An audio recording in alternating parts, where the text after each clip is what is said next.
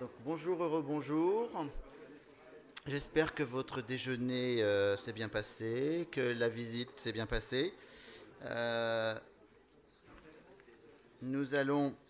Cet après-midi, nous allons avoir deux tables rondes. Avant de vous parler des tables rondes et surtout de passer la parole à mes collègues du comité de pilotage, j'aimerais vous dire, donc vous rappeler que pour la première fois, on associe Muséo Hub et le forum régional Clic Nord. Donc aujourd'hui c'est le forum du Clic et demain Muséo Hub sur les maquettes. On ouvrira un peu le sujet des maquettes dans la troisième table ronde de cet après-midi. Mais tout ce que vous avez toujours voulu savoir sur les maquettes et le numérique, vous le saurez demain toute la journée au même endroit. Merci à Christine pour le programme complet des deux journées. Rappel également, ce soir, hein, on vous propose à 18h un apéro cheese offert par Wikimedia France. Et à 18h, vous serez les bienvenus ici même pour la projection en avant-première du film interactif 700 000, coproduit notamment par Pictanovo et d'autres coproducteurs. Donc ça, ce sera à 18h30. 18h, l'apéro cheese. 17h30, on finira cet après-midi de conférence par une intervention de Wikimedia France, accompagné du musée d'histoire naturelle de Lille et du palais des beaux-arts de Lille, qui vous annonceront les partenariats qui vont se dérouler entre Wikipédia et ces deux institutions culturelles, partenariats pour les mois qui viennent. Et tout de suite, je vais laisser la parole à monsieur Christophe Chailloux, qui va être le modérateur de la table ronde 2.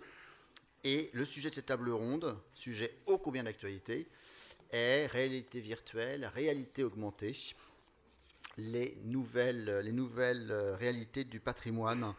Donc Christophe est un spécialiste de ce sujet depuis des années. Donc il connaît tout sur le bout des doigts. Il va pouvoir animer demain de maître cette table ronde. Et la table ronde suivante, donc cet après-midi à 16h, sera sur le thème des maquettes. Bon après-midi et à toi Christophe. Donc voilà, c'est parti pour la table ronde sur réalité virtuelle, réalité augmentée. Je vais appeler les 4 intervenants à me rejoindre. Donc Virginie Berdal du domaine de Chambord, Cédric Bonin de l'entreprise Sepia, El Moustapha Mouadib de l'université de Picardie à Amiens et Ingrid Wacheux qui travaille à la piscine et qui va là. Et pour juste une très courte introduction, hein, je reprends les questions que m'avait passées Pierre-Yves pour préparer. Effectivement, moi je suis professeur d'informatique à l'université depuis longtemps. Et ça fait 20 ans que dans notre labo, on faisait de la réalité virtuelle. On n'utilisait pas le mot, on utilisait, nous, interagir et collaborer autour d'objets 3D.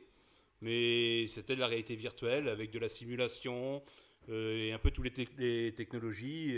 Et donc voilà, j'essaierai, si on me le demande, de remettre les choses, ce que je pense moi, des techniques et ce qu'il en est. Tout de suite, il y a deux choses à dire. La première, c'est la différence entre réalité virtuelle et réalité augmentée. Donc, derrière ce qui est caché, du point de vue technique, c'est la même chose. C'est-à-dire qu'on a un modèle 3D de l'objet. On a une modélisation en tridimensionnelle, une version numérique, géométrique de ce qu'on fait, de ce qui nous concerne. Et après, on appelle réalité virtuelle quand on immerge et qu'on fait interagir l'utilisateur avec ce modèle directement. Et on parle de réalité augmentée quand on fait une articulation entre ce modèle et l'état où il est aujourd'hui. Du style, ça peut être un modèle de comment c'était du temps où il était entier, et maintenant il est plus entier, et donc on arrive à le remettre dessus. Typique de ce qu'il y a de genre d'application de réalité virtuelle, de réalité augmentée de Pompéi.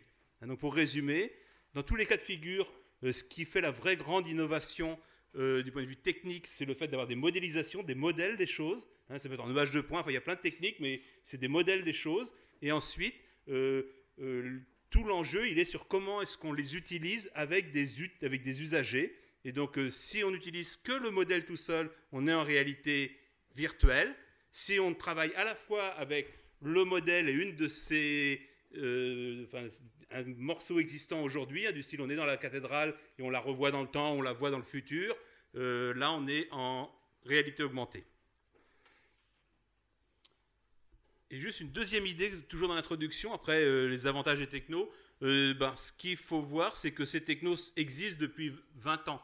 C'est-à-dire qu'il y a 20 ans qu'on a des casques de réalité virtuelle, qu'on fait des démos dans les labos de réalité augmentée. Donc, quelle est la vraie révolution aujourd'hui, qui a été lancée avec Oculus il y a 2 ans, ou avec les Kinect un peu avant, c'est que c'est la démocratisation.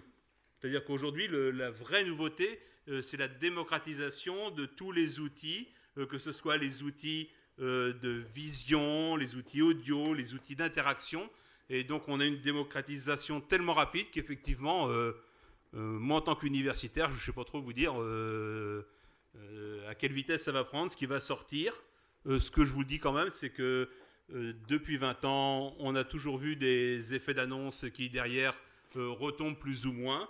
Des fois, ça retombe un tout petit peu, des fois, ça reste à plat et ça devient un secteur. Mais par contre, il y a toujours après, donc il faut essayer de ne pas être trop naïf, il y a toujours des phases déceptives. Hein, donc aujourd'hui, il y a un vrai élan tiré par les casques, où on voit avec Omido, avec des cardboards ou des choses comme ça, il y a un vrai élan de l'immersion au grand public.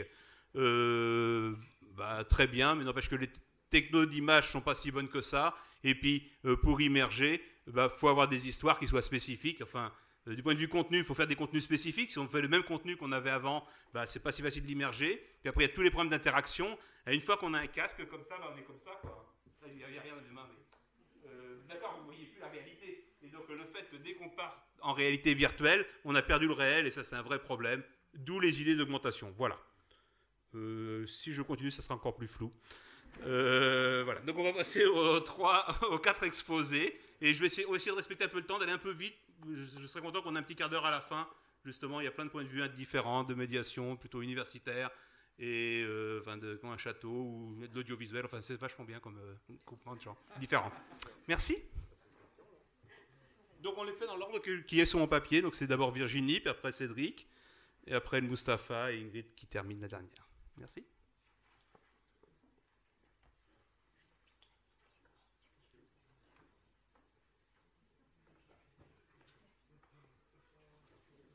Pendant qu'on retrouve la télécommande. Bonjour et puis merci beaucoup de me permettre de vous présenter l'application qui a été développée en juin 2015 par le Domaine national de Chambord en coproduction avec une start-up, French Tech and Touch, merci, qui s'appelle Eastevery et qui est basée à Paris. Alors cet outil de médiation est en fait une application in situ que l'on propose sur tablette numérique allouée à l'entrée du château. Je vais vous présenter déjà un petit film qui est très rapide, il dure 1 minute 30 pour vous montrer un petit peu le fonctionnement et puis je reviendrai dans les détails ensuite.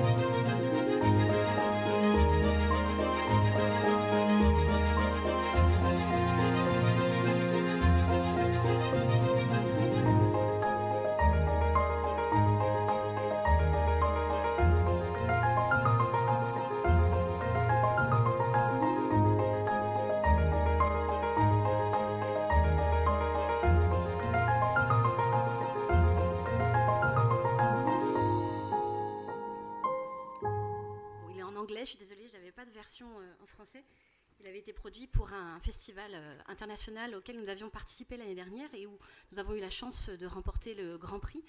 Vous connaissez peut-être le FIAMP, Festival international de l'audiovisuel et du multimédia sur le patrimoine. Alors, l'Histopad Chambord, au niveau des enjeux vraiment du développement de cette application, nous voulions, nous aussi, fêter les 500e anniversaire de l'avènement de François Ier sur le trône de France, mettre en valeur ce grand personnage, parce que Chambord, c'est vraiment le fruit de cette première Renaissance française, c'est le grand projet, la grande œuvre personnelle du roi. Et malheureusement, à Chambord, il n'est pas toujours évident de donner au public une lecture simple du château au temps de la Renaissance. Le château, à l'époque de François Ier, est un lieu que l'on habite temporairement, qui se vide dès que le roi repart. Au XVIIe siècle, XVIIIe, il y a eu beaucoup de réaménagements intérieurs. Donc les visiteurs peinent à Chambord à s'immerger à la Renaissance. Il est difficile aussi d'entreprendre un réaménagement réel avec du vrai mobilier, tant le mobilier Renaissance est rare, coûteux et surtout non royal. Donc le virtuel nous apparaissait comme la solution idéale pour proposer une restitution plausible de certaines salles du château à l'époque de la Renaissance. Et c'est la partie que l'on appelle, nous, la visite immersive. Donc ça veut dire reconstitution 3D et réalité augmentée. Nous avons aussi inclus dans Histopad, j'ai oublié de mettre les slides évidemment, voilà l'exemple d'une vue immersive. Là, c'est la restitution d'un logis de courtisans au 2e étage du château. Et vous voyez en bas à droite la salle aujourd'hui, qui est une pièce qui évoque l'histoire de la chasse à Chambord.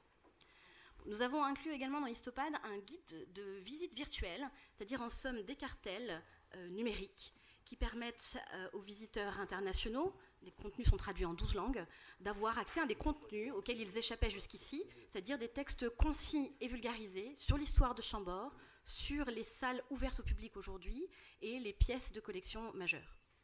Donc, nous avons jusqu'ici présenté 19 salles, 150 œuvres, et à partir de la semaine prochaine, nous enrichissons l'outil avec 5 nouvelles salles et nous atteindrons à peu près 180 œuvres. Nous avons implanté 130 e-beacons dans le château et par chance, le système fonctionne sans problème. Donc l'application se déclenche automatiquement dans l'entrée dans une salle en proposant aux visiteurs soit de remonter le temps, soit d'explorer la salle aujourd'hui. Et en même temps, ces e-beacons permettent aux visiteurs de se localiser automatiquement à tout moment et de revoir leur parcours, enfin d'organiser leur visite. Et nous n'avions pas mesuré l'impact de cette intégration de plans interactifs et pourtant les visiteurs utilisent beaucoup cette application, cette spécificité. Ils passent un tiers en fait de leur visite à Chambord à consulter les plans interactifs. Et enfin, il ne fallait pas oublier les enfants. Donc, nous avons prévu dans les vues immersives un petit objet virtuel qui éveille un peu leur curiosité. Alors c'est un objet de la Renaissance qui a disparu, dont on a perdu le sens, que l'on explique très simplement. Et en même temps, les enfants vont y rechercher une petite pièce qu'ils collectent dans un coffre-trésor. Et à la fin, un petit cadeau virtuel les attend, c'est la visite de la tour la plus haute du château qui s'appelle la tour Lanterne. Donc une visite à 360 degrés en image, en photographie réelle. Donc, contenu traduit en 12 langues. Pour l'instant, nous proposons aussi une version adaptée aux personnes à mobilité réduite, qui ont donc accès au contenu dès le rez-de-chaussée du château, peuvent voir aussi bien les vues immersives que découvrir les collections et les salles. Et à partir de juillet, nous développons une version adaptée pour les personnes déficientes visuelles et auditives. C'est vrai que le numérique, dans ce genre de circonstances, est très adapté et nous pouvons enfin être un peu plus accessibles. Sachant qu'on ne peut pas accéder aux étages du château, malheureusement, nous n'avons pas la possibilité d'implanter un ascenseur. Alors si j'insiste un peu plus sur la partie immersive, parce que c'est la partie qui nous a demandé le plus de travail, 10 mois de production pour créer ces 8 vues immersives, un comité scientifique qui rassemblait à la fois des représentants de la Société Histovry, du domaine national de Chambord, pour notre connaissance fine, on va dire, du bâtiment, et puis des experts extérieurs invités, spécialistes de l'art de vivre au début du XVIe siècle, spécialistes du mobilier. Ils connaissaient très bien les fonds patrimoniaux de la Renaissance, conservés dans tous les musées du monde. et connaissait très bien aussi l'aménagement des maisons royales au XVIe siècle. Donc c'est Monique Châtenay, historienne de l'art, Thierry Crépin-Leblond et Muriel Barbier qui travaillent au Musée national de la Renaissance. Alors ces vues immersives, il faut vraiment souligner qu'elles permettent vraiment aux visiteurs de s'immerger à l'époque de François Ier parce qu'elles sont d'une très belle qualité. La société Histovry qui a travaillé avec nous a su s'entourer des talents artistiques vraiment efficaces et en même temps utiliser des solutions logicielles les plus optimales, c'est bien que les visiteurs ont un peu, selon le vieux fantasme que l'on a tous, l'impression de remonter le temps, d'avoir une machine à remonter le temps. Et puis, outre la qualité des images, il y a aussi une texture sonore qui aide les visiteurs à comprendre les lieux dans lesquels ils sont. Si on prend l'exemple de la salle du roi, qui se trouve dans l'aile royale au premier étage, cette pièce a été cloisonnée au XVIIe. Donc déjà, avec Histopad, virtuellement, nous allons abattre les murs XVIIe pour redonner à la pièce sa surface initiale de 250 mètres carrés, 35 mètres de long, mais en plus, on va évoquer sa fonction de salle d'audience ou de salle de repas, avec un brouhaha de courtisans qui se déplacent. On montre que c'est une pièce aussi, une salle des pas perdus. Et le mobilier qui est réintégré dans ces images est tout à fait respectueux des usages du début du XVIe siècle, si l'on considère que c'est un comité scientifique composé de véritables experts qui a été rassemblé. Les vues immersives, évidemment, c'est un peu notre best de l'Histopad. Les visiteurs apprécient beaucoup. Mais il y a cette partie géolocalisation qui est aussi très intéressante. Le guide de visite virtuelle, je crois qu'il y a énormément de contenu dans l'Histopad, donc il est peut-être moins utilisé. Toutefois, les visiteurs vont y piocher simplement les informations qui les intéressent, et c'est là tout ce que nous voulions. En tout cas, c'est un contenu très riche que cet Histopad. Et nous allons continuer à l'enrichir pour donner envie aux visiteurs de continuer à découvrir le site. Nous imaginons par exemple créer, peut-être dans la chapelle du château, un tunnel du temps qui montrerait l'évolution de cet espace du XVIe siècle jusqu'à nos jours. Donc aller au-delà du XVIe siècle. Alors pour vous parler un petit peu du retour des visiteurs, comment on essaye d'analyser tout ça? Déjà, nous avons dans l'application Histopad un logiciel d'étude du comportement des utilisateurs d'Histopad. On sait combien de temps ils ont passé dans le château, on sait quel contenu ils ont visionné, on sait quelle est la langue qu'ils ont choisie, etc. Nous avons aussi beaucoup passé de temps à les observer dans le château. Nous avons organisé des démonstrations d'Histopad et surtout des questionnaires de satisfaction à remplir en fin de visite. Et enfin, nous avons été très vigilants sur le livre d'or électronique, également intégré à l'Histopad, ou sur les avis des visiteurs sur le web participatif. Alors résultat, l'Histopad, c'est un outil familial. Alors parmi les publics que nous avions ciblés, il y avait évidemment le public familial, l'envie de donner à une famille un outil qu'elle peut partager et qui soit adapté à la fois aux enfants, aux jeunes ados et aux parents. Nous avions aussi envie de nous ouvrir à l'international, donner donc accès au public le plus large au contenu, d'où les 12 langues, et ça fonctionne très bien, même si les Français restent les principaux utilisateurs. Pour les étrangers, ce sont les anglo-saxons qui le choisissent le plus. Par contre, à notre grand étonnement, par exemple, le public asiatique n'a pas du tout, jusqu'ici, été sensible à l'outil, mais il faut dire qu'ils ont toujours un temps de visite très réduit. Souvent, c'est le château en 45 minutes, et après, on va visiter 4 autres châteaux dans la journée. Nous avions aussi envie de faire revenir le public local, pour lui donner une autre vision de Chambord. On a toujours l'impression, quand on habite à côté de ce château, de le connaître par cœur. Eh bien là, c'était leur apporter une nouveauté. Et c'est vrai que le public local est revenu visiter Chambord, et avec leur famille, reviennent très souvent. On a des visiteurs, par exemple, qui sont venus 4 fois en l'espace de 3 mois avec leur famille, parce qu'ils avaient beaucoup apprécié l'outil. Histopad a permis de largement augmenter le temps de visite. Il est avec Histopad de 2h42 en moyenne, alors que pour une famille, on l'estime plutôt à 1h15, 1h30. Donc ça, c'est quelque chose aussi de très satisfaisant pour nous. Et enfin, ce qui nous a beaucoup touchés, c'est que c'était un outil à partager. Et cela donne de belles images dans le château, des visiteurs qui se prennent par les épaules pour lire les contenus, qui partagent des exclamations.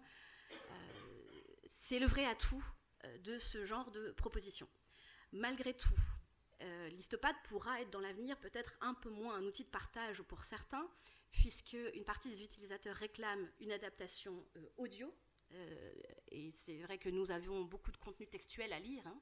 Donc à partir du mois de... dans une semaine, en fait, nous intégrons un système d'audio-guidage dans l'Histopad, qui ne se déclenchera pas par défaut, pour rester sur la visite immersive comme partie la plus intéressante. Mais malgré tout, quand on sera dans Explorer la salle, on pourra choisir d'écouter le commentaire. Donc on verra ce que cela donnera.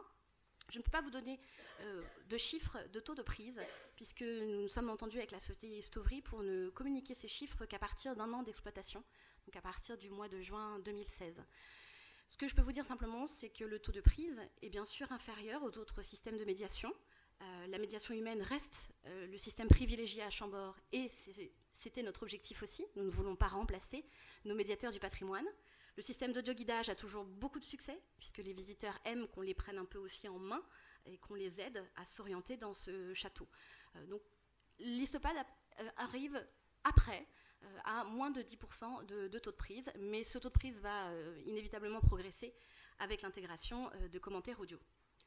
Alors pour ce qui est du programme d'enrichissement de l'Histopad, nous proposons 1 à 2 mises à jour par an qui sont respectées par la société Histovry systématiquement. Donc là, dans quelques jours, quelques salles en guide de visite virtuelle supplémentaires. Et d'ici 6 mois, nous intégrerons de nouvelles vues immersives. Nous allons intégrer certainement aussi un petit film en début de visite pour donner une lecture générale du site, ce qui manque peut-être pour le moment à l'application, qui donne une vision très détaillée des salles et des œuvres. Nous allons aussi donc intégrer les commentaires audio, adaptés au public spécifique. Nous allons adapter aussi l'outil pour les médiateurs du patrimoine. S'ils le souhaitent, ils pourront bénéficier d'une tablette très grand format avec les vues immersives à disposition, qui peuvent étayer peut-être leurs propos, et ils disposeront aussi d'une banque d'images complémentaire. Nous intégrerons aussi dans une semaine la réception d'un mail de post-visite. Ça veut dire que les visiteurs pourront apporter au cours de leur visite un clic sur leurs objets favoris. Et donc dans le mail d'après-visite, ils retrouveront ces images comme une sorte de souvenir de leur expérience. Et en même temps, cela nous permettra à nous de continuer à faire la promotion de l'outil et des enrichissements qui interviendront. Et enfin, nous allons travailler sur une base de données pour les chercheurs, parce que cet Histopad Chambord, et surtout la partie immersive, ayant été développée de façon très rigoureuse sur le plan scientifique, il nous paraît important de partager avec les chercheurs, avec d'autres monuments, l'ensemble des images, l'ensemble des objets réels qui sont aujourd'hui dans les musées, qui nous ont été utiles pour faire que cet outil soit un peu l'expression visuelle de nos connaissances scientifiques actuelles sur l'histoire des maisons royales au début du XVIe siècle, même si c'est évidemment adapté au cas de figure spécifique de Chambord. Voilà, j'espère que cet outil, vous pourrez venir le tester sur place et nous donner votre avis. Nous sommes toujours aussi à l'écoute des avis des uns et des autres. Nous essayons aussi de beaucoup partager notre expérience pour expliquer comment nous avons fait pour produire cet outil, que ce soit sur le plan financier ou autre. Donc ce serait avec plaisir que nous vous accueillerions. Et puis nous sommes en tout cas très fiers, nous, d'avoir participé à la production de ce type d'outil de médiation, qui est en fait le fruit du génie humain d'aujourd'hui, et qui met en valeur le génie humain d'hier, donc c'est parfait. Voilà, merci.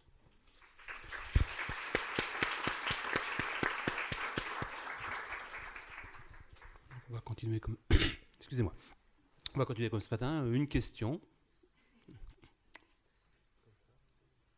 Et moi, voilà, il y a une question derrière, là-bas. Mais moi, j'aimerais bien préparer de Pierre-Yves, qui a toujours toute une palanquée de belles questions toutes prêtes. Hein.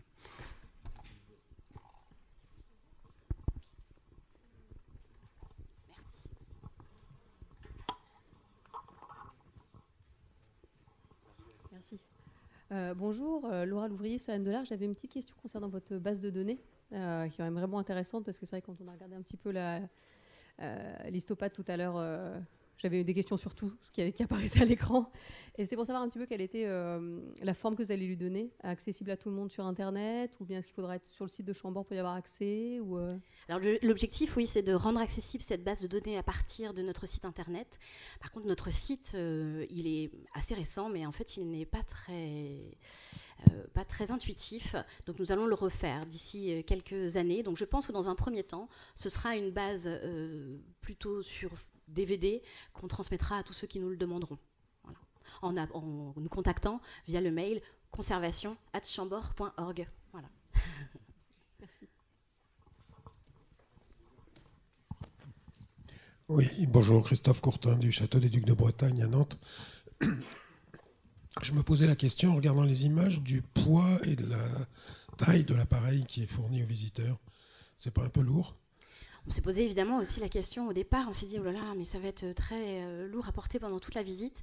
Bon, l'outil, effectivement, c'est une tablette iPad mini qui est munie d'une coque de protection Survivor et d'une Dragon. Bon, il se trouve que les visiteurs n'ont jamais eu de retour sur cette observation-là. Donc c'est nous qui avions eu plus de frayeur, et dans la réalité, visiblement, ça ne dérange absolument pas. Et même je m'étais posé la question aussi pour un audiopad qu'on développe dans une semaine avec la société Histovry aussi, c'est-à-dire un système d'audioguidage sur tablette numérique, bénéficiant du coup du déclenchement automatique des commentaires via les e-beacons. Et finalement, en faisant tester à plusieurs personnes, cela ne semble pas être gênant pendant la visite. On peut le glisser dans un petit sac.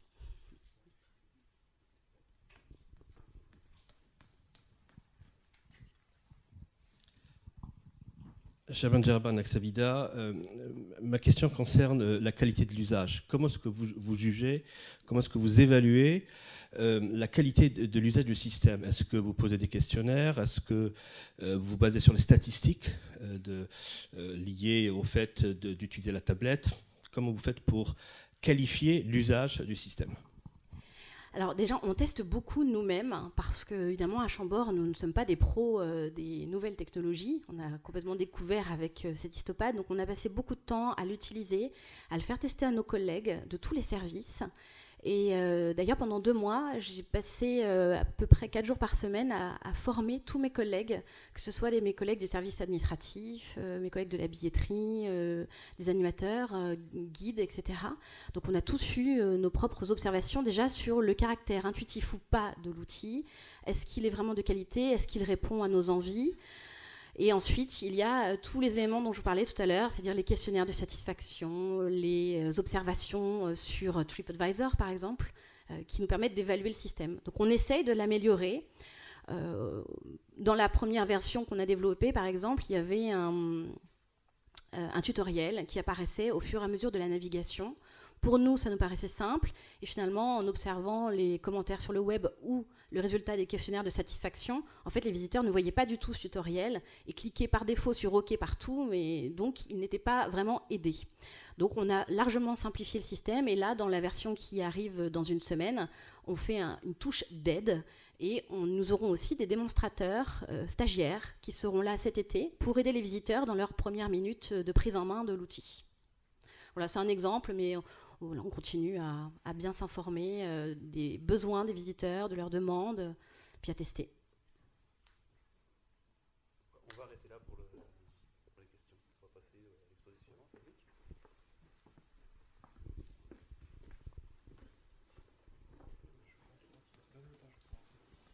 Bonjour. Donc moi je suis Cédric Bonin de Sepia. Nous sommes une société de production de films. Films documentaires pour la télévision, pour le cinéma, mais pour finalement tous les écrans. Et donc, au fur et à mesure, on a commencé à travailler pour des choses sur les portables. On avait fait un travail autour de la cathédrale de Strasbourg. Et du coup, avec Holo 3, notre partenaire à Strasbourg, puisque nous, on est basé à Strasbourg, on a fait une première expérience de réalité virtuelle, de visite de la cathédrale de Strasbourg, ce qui nous a mis le pied à l'étrier pour développer finalement des idées de films en immersion.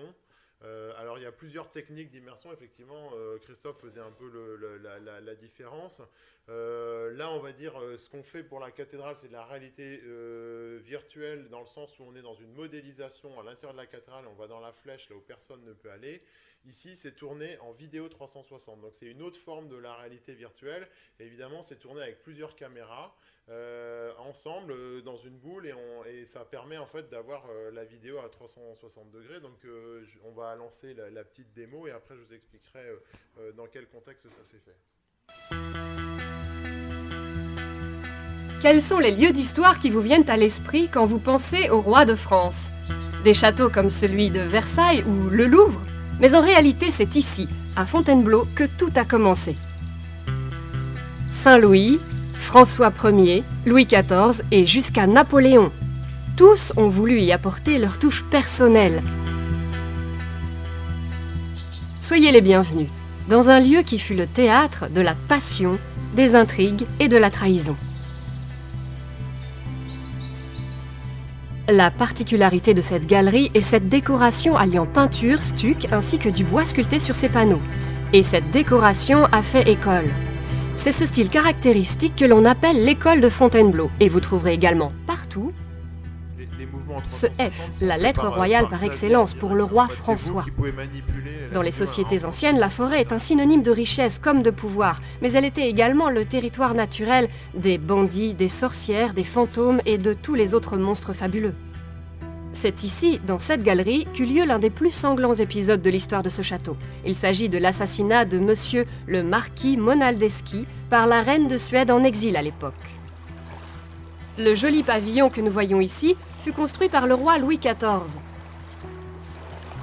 On l'imagine facilement en tête-à-tête avec sa maîtresse, Madame de Maintenon, qui l'épousa en secret après la mort de la reine. Au retour de la chasse, le roi Soleil empruntait le plus souvent cette allée. Le suivaient de près les gardes royaux ainsi que la gigantesque meute de chiens qui l'accompagnaient. Et c'est exactement à cet endroit que le monarque déposait le gibier, juste à l'endroit où vous vous trouvez.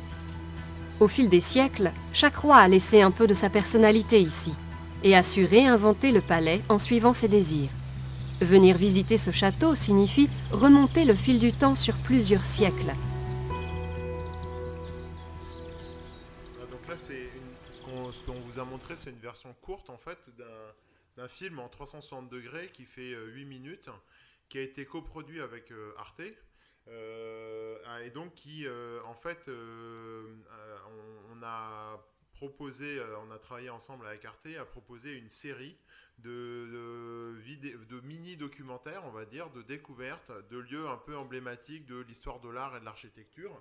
Et donc on a commencé par ce premier film qui se trouve à Fontainebleau, qui était un peu le pilote de notre série. Et en fait, en lien, donc c'est déjà publié sur le site d'Arte, donc vous pouvez aller le revoir sur le site d'Arte en intégrale. Vous tapez Art Stories Fontainebleau Arte sur Google ou autre, sur n'importe quel moteur de recherche et vous le trouverez. Arte a aussi édité une application pour smartphone qui s'appelle Arte 360. Et donc, il y a plusieurs vidéos qui ont été publiées dessus sur différents sujets, dont cette vidéo-là qui est proposée. Et évidemment, tout à l'heure, je ne sais pas si certains d'entre vous ont pu tester, mais cette vidéo va être maintenant rendue disponible aussi sur les casques de réalité virtuelle, donc Oculus Rift, le Samsung Gear VR sur lequel j'ai pu faire des démos tout à l'heure.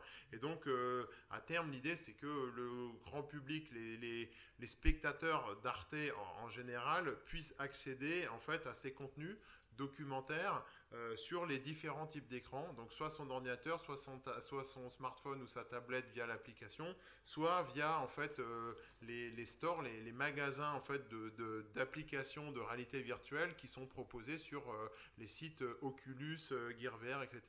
Et donc l'idée c'est vraiment avec la chaîne Arte qui est assez innovante d'essayer d'investir le champ du patrimoine, de l'histoire de l'art avec ces nouveaux outils qui sont des nouveaux outils filmiques, des nouvelles manières de raconter des histoires. Et donc on a essayé ici dans la réalisation de faire quelque chose de très fluide en mouvement, parce que en vidéo 360 on peut poser une caméra sur un pied et puis rester là. Là nous on a filmé avec des drones qu'on a effacés évidemment après avec des techniques de post-production. On a filmé avec des espèces de petites voitures télécommandées pour créer des mouvements dans des endroits. Voilà, et on offre en fait à travers ça non pas une visite que n'importe qui pourrait faire puisqu'on est en train de voler à par moment au-dessus du château ou au-dessus de l'eau, mais on offre des points de vue différents. Et surtout l'idée c'était vraiment de se dire voilà, dans ce genre d'endroit assez visité, assez touristique, parfois on a envie, il y a trop de monde, il y a trop de visiteurs, et pour donner envie d'y venir, on offre une visite privilégiée. Donc on est tout seul avec Andrea Fils, qui est une des présentatrices d'Arte, qui est un des visages d'Arte, qui est une journaliste de la chaîne. On offre une visite de ce lieu en vidéo 360. Et donc là, pour l'instant, ce sera accompagné en 2017-2018 d'une série documentaire qui passera à l'antenne, avec une partie de ces lieux. Et pour l'instant, cette année, on va produire donc 3 autres vidéos. sur le même principe, et qui seront aussi publiés dans l'année. On va aller à la Grotte Chauvet. On va aller, comme on est une chaîne comme Arte est une chaîne franco-allemande, à la cathédrale d'Aix-la-Chapelle. Et pour le côté européen, on va aussi aller à l'Alhambra. Voilà, donc là, c'est les lieux qu'on fait. Et ensuite, comme le disait Christophe, c'est vraiment un secteur qui est en plein développement. On en est vraiment au début et Arte est vraiment pionnière là-dedans. L'idée, c'est un peu de faire le bilan sur ces 3-4 premières vidéos et en complément avec les autres vidéos dans le courant de cette année pour voir effectivement quels sont les autres sites qu'on va essayer de privilégier, parce que pour la série documentaire, évidemment, on ira visiter un certain nombre de sites plus vastes pour essayer de faire un peu ce parcours dans l'histoire de l'art et de l'architecture, mais on ne filmera pas tous les lieux en 360 qui vont être dans la série documentaire, parce que c'est quand même des techniques de tournage assez complexes, assez lourdes à mettre en place, en post-production aussi, pour arriver à assembler les images ensemble, assembler le son, etc. C'est pas mal de travail, et donc voilà, on est encore en train de réfléchir à notre sélection de films qui vont continuer la série l'année prochaine, donc voilà. Je pense que voilà, je vais laisser la place aux questions si vous en avez. Oui, donc pareil, est-ce qu'il y a des questions dans la salle? Oui. Impeccable. Oui, bonjour. Oui, bonjour. Je suis doctorante à Lille 3 et je voulais savoir comment on consomme un produit pareil à la télévision, parce que... Ouais.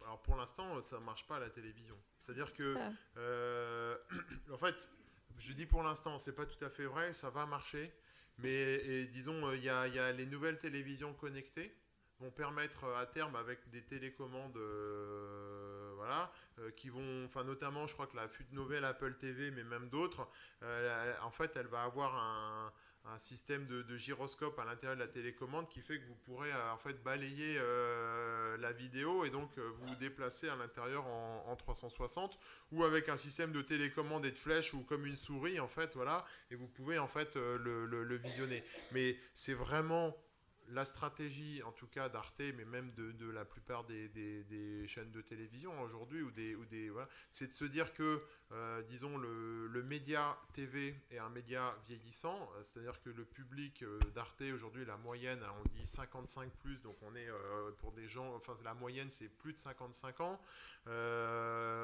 ils veulent rajeunir leur antenne, ils ont créé plusieurs plateformes, il y a une plateforme Arte Créative, une plateforme Arte Future, là c'est sur la plateforme Arte Future. Et donc l'idée c'est que la moyenne d'âge de la plateforme Arte Future, je crois que c'est 40 ans, celle de la plateforme Arte Créative sur des choses plus création contemporaine, culture geek et tout ça, on est à 30 ans. Donc ils essayent aussi avec la stratégie, c'est une stratégie de marque finalement pour Arte, pour la chaîne, d'essayer de conquérir des nouveaux publics à travers les nouvelles plateformes, à travers les nouveaux outils. Donc Arte crée aussi utilise YouTube, et par exemple cette vidéo, je crois que vous pouvez aussi la trouver sur la chaîne YouTube d'Arte, elle est publiée. Donc l'idée c'est vraiment de travailler en fait sur les autres types de canaux pour effectivement ramener le public qui ne regarde plus la télévision vers l'univers Arte. Après, est-ce qu'ils vont réussir à transformer ça vers le fait de regarder la télévision? On verra. C'est un peu l'expérience et le pari qu'on va faire, puisque on commence à faire les vidéos en 360, on va les publier au fur et à mesure cette année, et la série documentaire qui va elle passer à l'antenne à 19h, donc à une heure de grande écoute, on dit Access Prime Time, sur Arte, elle va arriver fin 2017 ou début 2018, et du coup l'idée c'est de capitaliser le public qui va commencer à connaître ces lieux, Art Stories, etc., pour leur dire ben voilà, venez découvrir la série qui propose encore un regard différent et complémentaire de ce que vous aurez découvert en 360. Donc c'est vraiment attirer les publics différemment vers l'antenne d'Arte, quoi. Voilà. Et je voulais savoir aussi sur quelle base se fait votre choix des sites. Alors ça se fait, alors déjà on essaye d'avoir, disons, un regard européen, puisque Arte est une chaîne européenne avec pas mal de partenaires, ça c'est un des premiers critères. Ensuite on essaye d'avoir des sites, disons, archéologiques, Antiquité, Moyen-Âge, Renaissance et presque contemporain, de trouver en fait finalement des parcours dans l'histoire avec des ponts éventuels entre les différents sites. Et après, il y a aussi d'autres critères qui sont des critères comment dire, pas, je dirais pas technique, mais le fait de, enfin, disons, tourner dans des intérieurs est pas forcément simple. Par exemple, là, on va se frotter à la grotte Chauvet, alors ça va être assez coton, mais disons, c'est vrai qu'on va être obligé d'utiliser d'autres caméras beaucoup plus sensibles que celle-ci pour pouvoir tourner en intérieur, en basse lumière, etc. Donc c'est vrai disons, il y a tout ça qui rentre en compte parce que comme c'est vraiment une technologie très nouvelle et qu'il n'existe pas d'outils complets qui permettent de faire ça de façon comme on le fait en vidéo traditionnelle. Là, on a dû pas mal, disons, bricoler en détournant des outils existants pour faire de l'animation, pour faire de la réalité augmentée et autres. Et en fait, on mélange tous ces outils-là pour réussir à faire ça. Donc pour l'instant, c'est vrai qu'on essaye d'aller aussi sur des sites qui sont pas trop facile à tourner entre guillemets, mais disons qui enlève peut-être un certain nombre de complexités. Après, la notoriété aussi forcément du lieu peut jouer parce que l'idée c'était d'avoir quelques lieux emblématiques qui peuvent aussi donner envie de regarder. Voilà. Merci. Oui, bonjour. Moi, j'ai quelque chose qui me...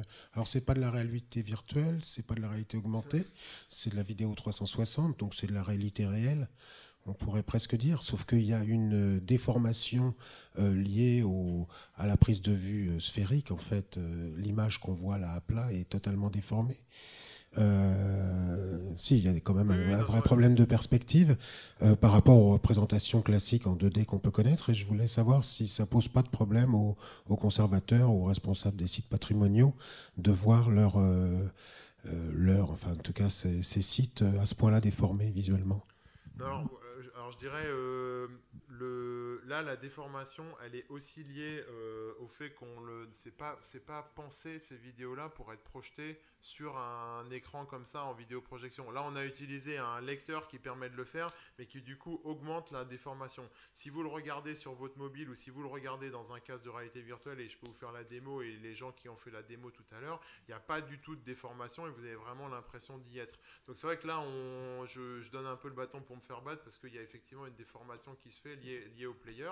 Après, non, les gens de Fontainebleau, ils étaient ravis qu'on fasse ce projet-là avec eux et ils nous ont vraiment ouvert la porte. Et l'idée c'est pas pour nous en tout cas ce projet-là n'est pas un complément de visite ou n'est pas pensé pour être in situ. C'est vraiment pensé pour être une expérience documentaire en vidéo 360 pour découvrir le lieu, découvrir son intérêt et éventuellement donner envie d'y aller pour le découvrir en vrai et d'offrir des points de vue qu'on ne peut pas avoir quand on est simple visiteur, à savoir des points de vue en haut ou des salles qui ne sont pas forcément accessibles ou des éléments, d'attirer le regard sur des éléments qu'on ne va pas forcément voir au premier regard quand on est simple visiteur à l'intérieur du château. Donc pour l'instant, non, les conservateurs sont pas très inquiets. Voilà. Une dernière question. Oui, ma question porte sur le scénario. En fait, le problème de la vidéo 360, c'est qu'on n'a aucune idée en fait de ce que la personne va regarder. Et en même temps, il y a une trame puisqu'en fait le temps, la direction, tout ça, ça doit être, c'est imposé. Il n'y a que la façon de regarder où est-ce que je regarde en haut, en bas, sur les côtés, qui est libre en fait. Donc c'est une double question. Ok, il y a une liberté de regarder dans différentes directions, mais en même temps, on a une trame temporelle qu'on doit suivre. Comment on gère ça? Et c'est un tout nouveau média, donc la question c'est effectivement comment on va essayer d'attirer les regards là où il se passe quelque chose, ou comment on scénarise quelque chose de 360. Moi je le fais sur les photos, c'est plus simple parce que les gens peuvent choisir d'aller à droite ou à gauche, mais en vidéo ça me paraît plus compliqué.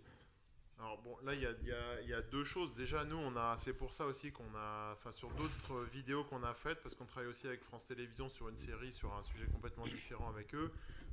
on a remarqué que justement pour orienter le regard du spectateur, être en interaction avec quelqu'un, et là donc avec Andrea Fies, ça permet effectivement de suivre son regard, elle oriente le regard, mais exactement comme quand on est en train de suivre une visite guidée dans un château ou un musée, on peut très bien écouter le guide, la regarder, puis après s'attarder sur une œuvre qui nous intéresse pendant qu'on continue d'une oreille à écouter ce que la guide nous raconte, ou même ne plus écouter parce qu'on est en train de regarder quelque chose. Donc ça c'est un premier point, mais on peut récupérer ça. Et ensuite, il y a une technique qui permet, grâce à ça, d'indiquer en fait à l'intérieur de l'image 360, on peut caler des points qui fait que à chaque changement de séquence, donc là on était dans une salle, après on était dans une autre, etc.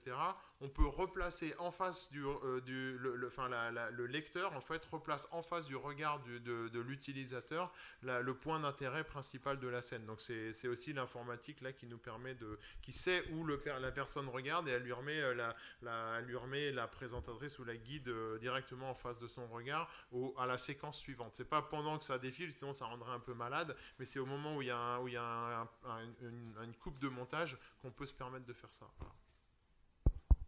Oui, après, il y a longtemps, nous, à la fac, on avait fait des essais, justement, où, par défaut, quand l'utilisateur ne changeait plus de point de vue, on ramenait vers un point de vue de départ, mais l'utilisateur n'aime pas du tout, parce qu'il a l'air de plus rien comprendre. C'est-à-dire qu'il ne sait pas si c'est un mouvement de caméra ou si c'est autre chose.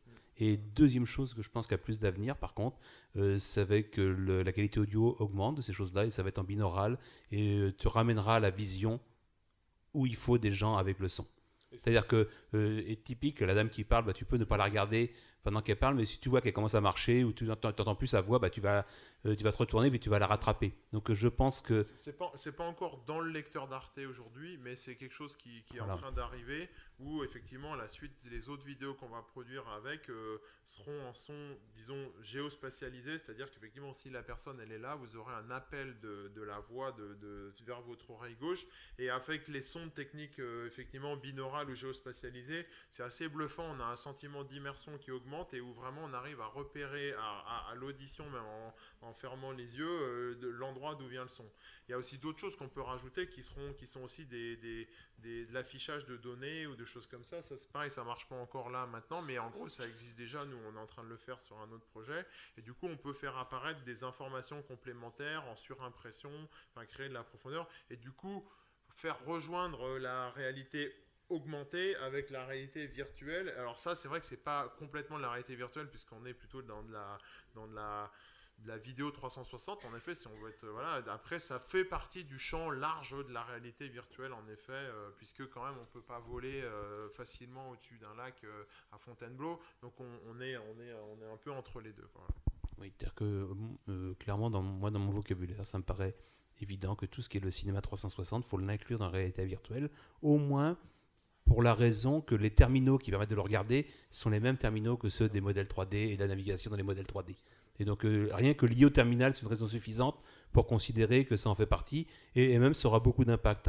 Sur la même idée que il y a 25 ans maintenant, ou 20 ans maintenant, la synthèse d'image a réussi à gagner en qualité par plaquage de textures. Donc c'est parce qu'on avait réussi à ramener des vraies images, de l'info, des vraies images et textures, qu'on replaquait sur les facettes, qu'on a réussi à faire des images crédibles. Et de la même manière qu'aujourd'hui, la réalité virtuelle va prendre en partie parce qu'on a des caméras 360 et on pourra vite faire du mixte entre... Enfin, c'est encore pas tout n'est pas encore au point, mais au cas par cas, on sait le faire, du mixte entre du filmage et du modèle. Google Street, c'est ça déjà. Google Street, c'est le modèle des rues. Donc c'est un modèle extrêmement rudimentaire avec des photos plaquées. Vous voyez, tout est... C'est l'ensemble qui est imbriqué. Tout est en train de se développer. C'est vrai qu'il y a même une caméra qui est sortie. Il y a 2 prototypes au monde, je crois, mais qui effectivement fait quasiment en direct un nuage de points et plaque en même temps une image vidéo dessus. Et d'ici 2, 3, 4, 5 ans, on va arriver effectivement à des expériences vidéo où on pourra avoir un casque sur la tête et se déplacer à l'intérieur de l'espace. C'est pas de la science-fiction, c'est pour quasiment après-demain. Oui, moi j'ai vu des démos à l'université, il y a des voitures qui passent et la voiture fait les modèles 3D partout où elle est passée. Alors forcément, quand il y a des feuilles dans les arbres, c'est la cata parce que les immeubles qui sont derrière sont perdus. Donc il y a encore du plaisir, des trucs compliqués à faire, mais n'empêche que dans des rues où il n'y a pas d'arbres et pas de voitures garées, vous avez exactement toute la géométrie. Et il ne faut pas que la voiture roule trop vite, mais ça va. Mais la voiture à 25 km/h, ça passe. Et vous avez toute la géométrie de toute la rue, quasi autour du 2 mm, 3 mm de points, quoi. Donc un truc très précis. Voilà. On va passer, on dévie trop technologique. On va passer à l'exposé suivant, 10 minutes. Voilà. Une bonne transition vers la 3D. Bonjour, merci pour l'invitation. Je suis ravi d'être parmi vous et de vous parler du programme e-cathédrale. Je suis El Moustapha Mouadib et je suis professeur à l'université de Picardie-Jules Verne à Amiens. Alors, e-cathédrale...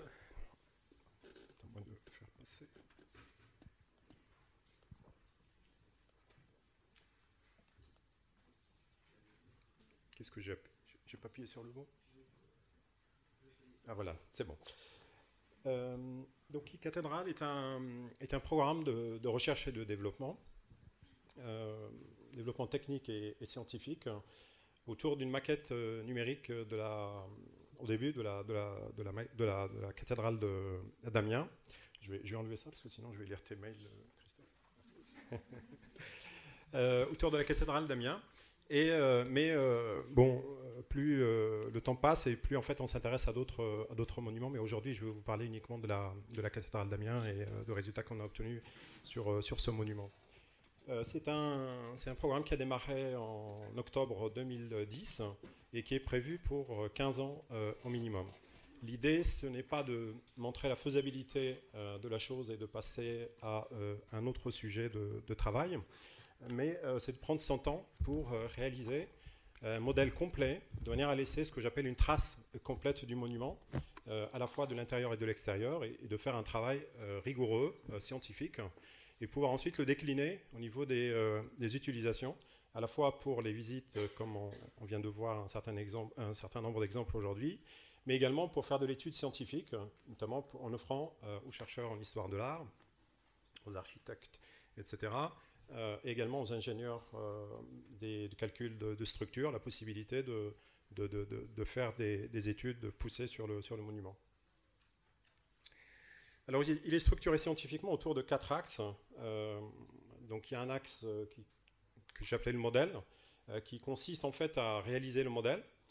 Alors, il y a les aspects géométriques qui ont été évoqués un petit peu, c'est-à-dire ce qui permet d'avoir la structure, mais il y a aussi les questions de rendu, et qui sont extrêmement difficiles, qu'on va pour l'instant mettre de côté, parce qu'on ne peut pas tout faire, mais ça reste quand même une question qui est difficile. Le problème est simple dans son énoncé, c'est comment faire en sorte qu'à partir d'un modèle 3D, avoir un rendu qui est similaire à celui que l'on peut voir directement avec un appareil photo, en prenant compte, bien entendu, des différences de saison, etc. etc. Deuxième axe, c'est celui des vecteurs. Les vecteurs, sont des appareils qui vont porter les appareils de numérisation. Ça peut être des drones, ça peut être des robots, ou ça peut être autre chose à imaginer, et qui vont nous permettre de faciliter la numérisation et surtout de l'accélérer, parce que, comme on va le voir, c'est quelque chose qui prend beaucoup de temps à faire. Et comme il y a urgence, parce que je pense qu'il est de plus en plus urgent de penser à sauvegarder nos monuments, je pense qu'il faut trouver des moyens pour accélérer cette numérisation. Et puis la question des usages, à la fois pour le grand public, mais aussi pour les spécialistes, c'est bien d'avoir des données, surtout lorsqu'on en a beaucoup. Ça commence à être très compliqué à utiliser, et donc il faut développer des outils qui vont nous permettre de faciliter leur utilisation.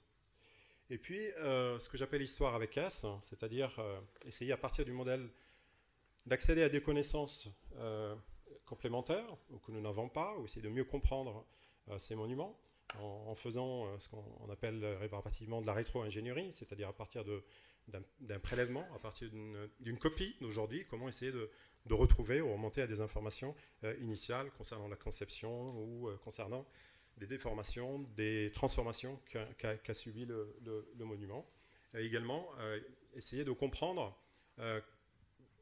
qu'est-ce qui fait que soit ces monuments tiennent, et tant mieux, soit lorsqu'ils connaissent des perturbations, ou lorsqu'il y a des mouvements, lorsqu'il y a des anomalies, essayer de les comprendre pour faire les meilleurs diagnostics et assurer donc un meilleur entretien de ces monuments. Alors, au niveau des résultats, puisqu'on a commencé à travailler il y a déjà 6 ans, vous imaginez bien qu'on commence à avoir des résultats, eh bien, on fait en fait la numérisation, on l'a fait de différentes manières. En gros, il y a ce qu'on appelle la lasergrammétrie, c'est-à-dire ce sont des appareils, des scanners laser, qu'on place quelque part et puis ça prélève des points, des millions de points à la seconde. Et donc ça, c'est une possibilité. Ensuite, on peut faire de la photogrammétrie, on prend plusieurs photos, on les assemble ensemble et on fait de la 3D avec ça, plus du dessin assisté par ordinateur lorsque les techniques que j'ai citées avant ne permettent pas de faire facilement ces choses-là. Donc ce qu'on obtient ici, c'est en fait un assemblage de centaines, plusieurs centaines de stations, c'est-à-dire des endroits à partir desquels on a fait des numérisations, qu'on a assemblés, et c'est une vue du dessus de la cathédrale d'Amiens, que vous avez reconnue, qui est ici, avec un peu d'espace autour pour la situer. Et puis, c'est des points aussi qui sont captés lors des rotations des scanners. Donc ça, c'est un résultat qu'on a obtenu cette semaine. Hein. C'est quelque chose qui est vraiment très, très, très intéressant. On visualise ici que l'extérieur, en sachant que cette partie-là n'a pas encore été faite de manière systématique. Et donc, c'est la raison pour laquelle il y a encore des points qui manquent, de même que la partie supérieure du monument. Ici, c'est un autre point de vue, c'est une photo en fait, mais qui est obtenue à partir du modèle 3D. Donc on commence à avoir quelque chose qui ressemble à la photo, mais on n'y est pas encore. Hein. Je reviens à la question du rendu, parce qu'on voit que la cathédrale est un petit peu verte. Et puis il y a des endroits où, lorsqu'on a fait les acquisitions, le temps n'est pas, ou les conditions d'illumination ne sont pas les mêmes. Évidemment, il n'y a aucune raison pour avoir le même rendu. Donc il y a encore un travail de mise en forme, disons, de l'aspect photométrique à faire. Alors, on a fait l'extérieur, mais on fait aussi l'intérieur. Enfin, on n'a pas fini, hein. On est à peu près, j'estime à peu près à 40% la numérisation. Et donc, ce qu'on a fait, c'est les parties qui sont accessibles facilement. Il reste toutes les parties qui sont difficiles d'accès et qui sont occultées. Donc, extérieur, et puis ça, c'est l'intérieur. C'est-à-dire ça, c'est le modèle, en fait, c'est l'enveloppe intérieure, on va dire, de la cathédrale, bon, qu'on voit de l'extérieur. Donc, il faut un petit peu d'imagination. Donc ici, en fait, on voit les voûtes des collatéraux, et puis des chapelles, et puis la voûte de la nef, le transept, et ainsi de suite. Alors, à partir de ça, on peut bien sûr faire de la visualisation 3D, mais on peut aussi faire des choses qui sont utiles pour nos collègues historiens de l'art notamment. Ce sont des plans. Et ici, vous avez, là aussi, c'est la première fois qu'on montre ça, en fait, un plan de l'ensemble de l'intérieur. Donc, ce qui nous manquait jusqu'à il y a 2 mois à peu près, c'est la partie cœur, on l'a complété. Et donc, on a ici l'ensemble du plan de l'intérieur de la cathédrale avec les voûtes, avec les chapelles. Voici une coupe en élévation. Donc c'est une coupe longitudinale, donc qui permet de voir en fait notamment, hein, mais pas que ça, la structure de la voûte, mais ça permet aussi évidemment, comme c'est un modèle 3D qui est à l'échelle, donc on peut faire des mesures, on peut avoir des hauteurs, on peut voir le profil exact de la voûte, on peut s'amuser, commencer à le faire, à comparer la géométrie des arcs brisés, des doubleaux, etc., entre la cathédrale d'Amiens et la cathédrale de Beauvais, que nous avons numérisé également avec un collègue américain il y a 3 ans. Ensuite, on peut faire des coupes, pour faire un petit peu pour faire de la pédagogie autour par exemple, d'anomalies. Je ne le ferai pas ici parce que je n'ai pas le temps, mais ça, c'est une coupe en fait qui est faite au niveau de la voûte, de la nef, et ça, donc elle est faite juste au niveau de la naissance des arcs brisés, et ça permet en fait après de montrer comment le système des forces et des compensations fonctionne, et notamment de montrer aussi, on peut le voir sur le transparent suivant, s'il arrive. Voilà, où là en fait c'est une coupe complémentaire, mais qui est faite au niveau de la voûte et des collatéraux. Et on peut voir que, par exemple, ici, on a donc les arcs d'ogive et les poussées qui sont exercées par la voûte s'exercent sur les piliers, donc à mi-hauteur à peu près à 21 mètres, parce que la hauteur de la voûte de la cathédrale d'Amiens est à 42 mètres. Et ici, on n'a pas de compensation de ces poussées. C'est la raison pour laquelle les piliers dévient de manière importante, parce qu'on a mesuré à peu près 20 cm de déviation à cette hauteur-là, c'est-à-dire à mi-hauteur, à 20 mètres. Bon, c'est pas exceptionnel, enfin, c'est quelque chose qui est assez habituel pour ces monuments, mais disons qu'on peut mieux l'expliquer. Et puis on peut faire aussi, bien sûr, vraiment des coupes pour avoir des plans et voir la structure notamment des piliers et également des chapelles et puis des portails. Alors on peut utiliser les plans pour les comparer, mais surtout pour montrer aussi que les plans qui sont souvent utilisés ne sont pas, soit ils sont incomplets. Ici on a donc c'est un plan qui se trouve qui est utilisé dans le livre de Durand, que les gens qui s'intéressent à la cathédrale d'Amiens connaissent très bien, qui est un plan qui est incomplet parce qu'on n'a pas les chapelles, mais c'est surtout, ça permet aussi de corriger des anomalies, y compris sur l'existant, puisque par exemple souvent il y a des éléments qui n'ont pas été reportés ou des dimensions qui ne sont pas correctes. Et puis on peut rendre visible ou intelligible des structures qui sont difficilement visibles à partir du sol, notamment ici la voûte au niveau de la croisée du transept. Alors, bon, je me suis amusé à faire la comparaison avec un dessin qui est fait par quelqu'un qui s'appelle Maurice Duvanel, que les Amiénois connaissent très bien, qui a dû avoir beaucoup de mal pour faire ce dessin en 3D. Et donc, évidemment, à partir du modèle, on peut le générer beaucoup plus simplement, mais surtout, on peut le faire de manière dynamique. J'ai pas eu le temps, mais j'ai des vidéos qui montrent en fait une animation et qui met en évidence les différentes facettes ou les différents points de vue de cette partie de la voûte. Voilà, enfin on peut continuer, donc on peut faire comme ça. Alors ça c'est une coupe qui est toujours longitudinale, mais qui utilise également, enfin qui utilise le modèle intérieur et extérieur de manière à superposer les arcs-boutants et les pinacles sur le dessin pour faire le parallèle avec notamment la naissance des voûtes. Voilà, ça c'est à peu près la même chose, avec ici le portail sud, en plus. Merci. Et puis ça c'est une coupe transversale, voilà.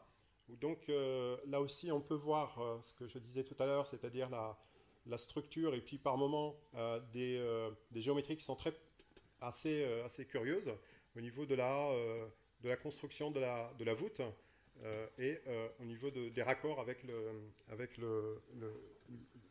les portails. On en parlera un petit peu plus en détail demain avec Étienne Amand lors de l'exposé dans le cadre de Muséo. Voilà. Alors, donc ça c'est pour les parties qui sont facilement accessibles.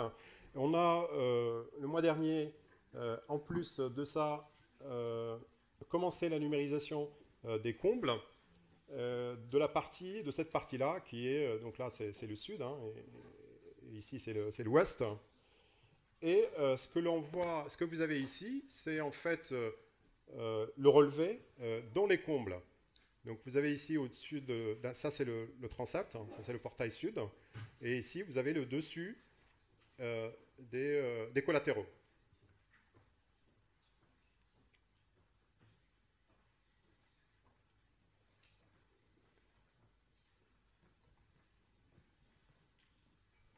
Ah. Ça remet un peu. Bon, il est allé un peu vite, c'est pas grave. Voilà, et on a aussi numérisé les combles de deux chapelles. Vous avez ici des photos de la voûte, enfin de la frise en fait qui est du XIIIe, hein, qui a été ensuite, lorsqu'on a construit les chapelles, qui a été emprisonnée à l'intérieur, et donc elle est restée. On voit ici une gargouille du XIIIe. Donc ça, c'est la chapelle qui fait le coin du transept avec la nef. Et on a numérisé ça, et voici le modèle numérique en exclusivité de cette gargouille, qui était contente de nous voir.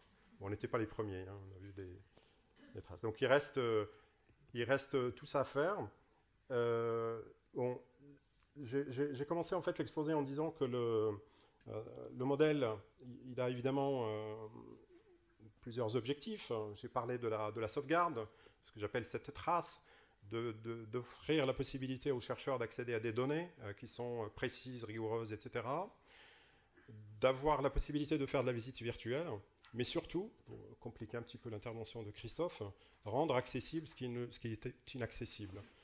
Ici, on donne la possibilité finalement de visiter, alors on peut appeler ça de la réalité virtuelle ou augmentée comme on veut, mais on donne ici la possibilité finalement, on ne l'a pas encore fait, mais ça va venir, on y travaille, par l'intermédiaire on verra quelle modalité, de voir, d'aller visiter des endroits qui sont évidemment pas possibles pour des raisons de sécurité. Alors évidemment, ça ne remplacera jamais la visite réelle, mais il vaut mieux ça que rien du tout.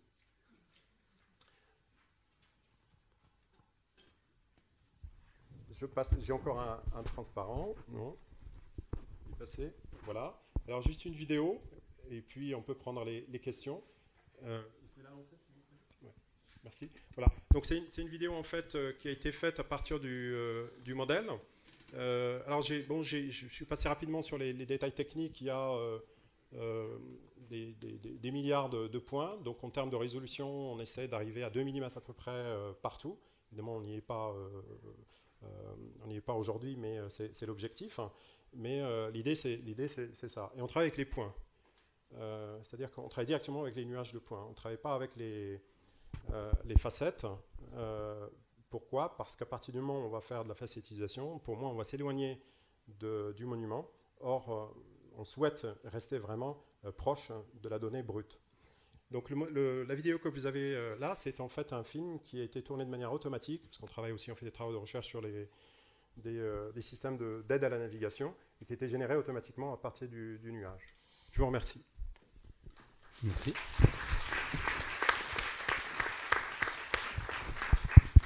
Oui, donc pareil, on va passer aux questions.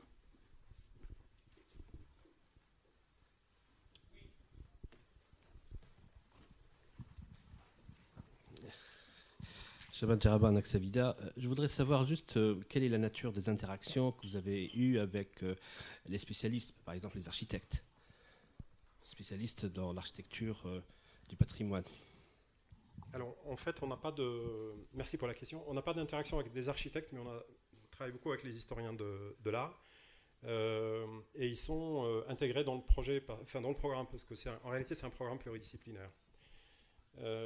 Alors, pour être concret, il y a 2 projets que nous avons démarrés et qui ont commencé. Il y en a un qui a commencé il y a 1 an à peu près. Et l'idée, c'est d'essayer de comprendre une anomalie qui se trouve au niveau du portail sud. C'est-à-dire qu'il y a quelque chose qui n'est pas normal. Et l'idée, c'est d'essayer de comprendre d'où vient cette anomalie, qui visiblement n'est pas arrivée, au début du chantier, sinon elle aurait été corrigée. Elle n'est pas arrivée après non plus, parce que ça ne concerne qu'une partie. Enfin, c'est assez curieux. Et donc là, on a un projet qui est pluridisciplinaire. On travaille ensemble pour essayer de comprendre ça. Donc les historiens de l'art font leur travail d'historien, essaient de voir ce qu'ils peuvent trouver au niveau des sources.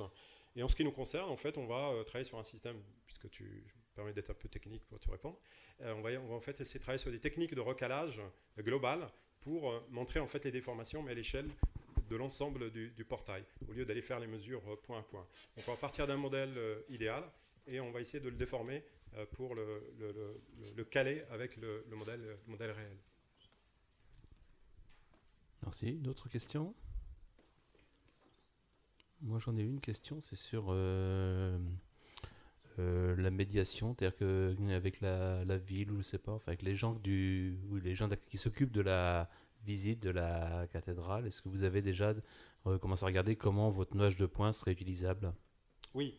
On a, alors, les partenaires sont affichés. Il y a évidemment Amiens Métropole, il y a la DRAC, Hauts-de-France, il faut dire maintenant, ou Picardie. Et avec Amiens Métropole en particulier, en fait, on a eu une action pour construire un jeu sérieux autour de l'architecture du portail sud. Et donc, on a utilisé le modèle en fait pour permettre de faire les différents éléments que les jeunes peuvent recomposer par la suite par l'intermédiaire d'une application. Ensuite, il y a, en fait, ça permet aussi d'offrir aux guides de la matière pour compléter leur visite.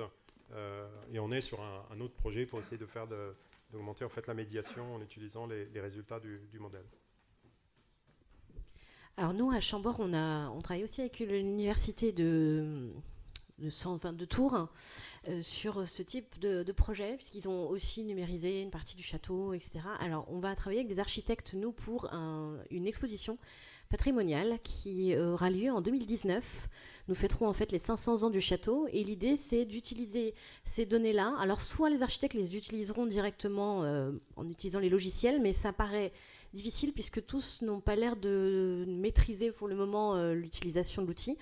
Donc l'université continue à travailler pour leur trouver des solutions plus simples, et surtout ils vont certainement imprimer en 3D en fait le château ou des éléments du château comme l'escalier à double révolution, et les architectes à partir de ça essaieront d'imaginer à quoi aurait pu ressembler Chambord si François Ier l'avait vraiment terminé.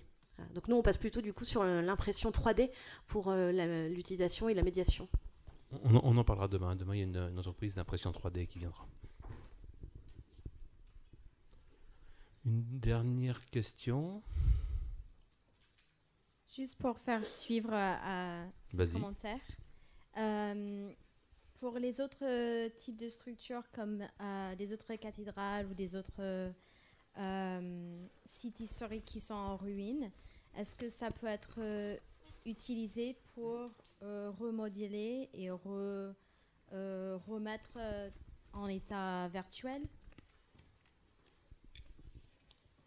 Oui, tout à fait. On a un projet d'ailleurs avec l'université de Rabat au Maroc autour de l'esplanade Hassan. Alors, ne pas confondre avec la mosquée Hassan II, qui elle est très récente. L'esplanade de Hassan, en fait, c'est une partie de la mosquée Hassan qui est du XIIIe siècle.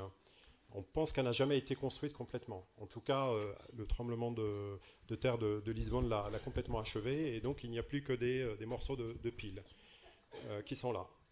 Et puis il y a la tour, qui est la jumelle de celle de la Koutoubia de Marrakech et celle et une autre, j'ai oublié le nom, ça va revenir. Ça m'apprendra à faire le malin. Alors, pour revenir à l'essentiel, en fait, on numérise l'existant et on travaille avec les historiens de l'art pour faire des hypothèses sur la reconstitution, pour offrir une représentation de la mosquée telle qu'elle aurait pu être.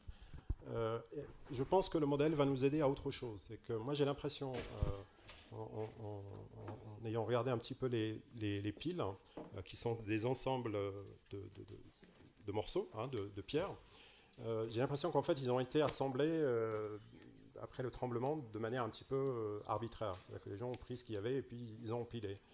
Et je pense que le modèle nous permettra aussi de mettre un peu d'ordre dans la manière dont ça a été... enfin, de retrouver en fait les positions d'origine des différents morceaux.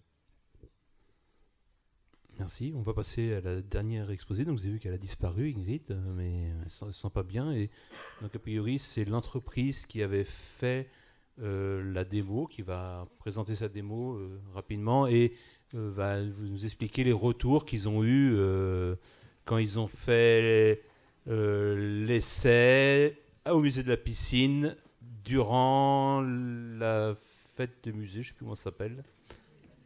La nuit des musées, pas la fête des musées. Voilà. Et s'ils disent des bêtises, moi j'ai passé 1 heure là-bas, donc j'ai vu ce qu'ils avaient fait et comment c'était fait, voilà. Merci Christophe. Alors bonjour à tous. Alors on remplace au pied levé Ingrid qui se sent pas bien. Donc là on va essayer de lancer une petite présentation pour vous montrer ce qu'on fait.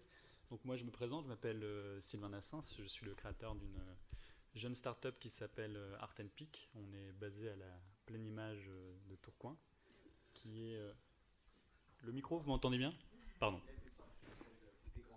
D'accord, pardon, excusez-moi.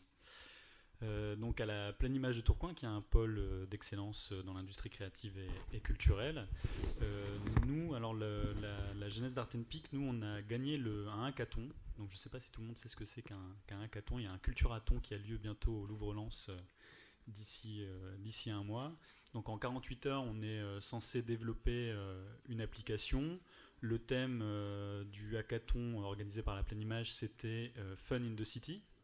Et donc j'avais pitché l'idée que les musées pouvaient externaliser leur collection de manière virtuelle dans la rue et proposer des expositions grâce à la réalité augmentée dans la rue, faire des sortes de teasing d'expositions pour inviter les gens à se rendre dans le musée. De là est née l'application Art & Peak. On a fait un premier prototype. Alors je ne sais pas si on a accès à la présentation. Donc on a fait un premier prototype pour la Nuit des Arts au musée de la Piscine de Roubaix. Donc la Nuit des Arts, ça a lieu pendant 24 à 48 heures où les musées sont ouverts, les galeries d'art et des lieux où les commerçants exposent des œuvres d'art. Il y a aussi la braderie de l'art qui a lieu au niveau de la condition, à la condition publique, pardon. Excusez-moi, ah voilà. Très bien, parfait. Donc on peut peut-être passer à la... Ah pardon, c'est moi qui... Donc le constat étant que à l'heure actuelle, les musées, la société se digitalise et les musées aussi. Donc c'est la grande tendance à l'heure actuelle. Donc nous, ce qu'on a proposé comme... donc ça, bon, c'était les problèmes qu'on avait identifiés auprès des musées. À l'heure actuelle, les principaux problèmes rencontrés par les musées, quand on traite de la réalité virtuelle ou la réalité augmentée, c'est que c'est des solutions compliquées à mettre en place, des solutions qu'on peut faire évoluer difficilement et qui demandent un certain budget et qui ne sont pas forcément basées sur des mobiles, sur les devices des utilisateurs. Très souvent, ça peut être des bornes interactives qui sont installées au niveau des musées, qui demandent pas mal de maintenance et une grande installation. Donc nous, on travaille... Oui, je vais présenter l'expérience. Donc nous, on travaille sur la reconnaissance d'images sur des œuvres exposées dans des lieux d'exposition. Et à partir de la reconnaissance d'images, on déclenche du contenu. Donc je ne sais pas si vous avez eu l'occasion de tester notre application tout à l'heure pendant la démo entre midi et 2. Le contenu peut être du texte, de la vidéo et aussi une animation en réalité augmentée. Donc là, ça c'est l'expérience qu'on a faite au musée de la Piscine. C'était basé sur le combat de coq, qui est un tableau emblématique du musée. Alors pourquoi le combat de coq? C'est parce que ça dépeint la vie roubaisienne de l'époque. C'est peint par un peintre roubaisien qui s'appelle Rémi Coge.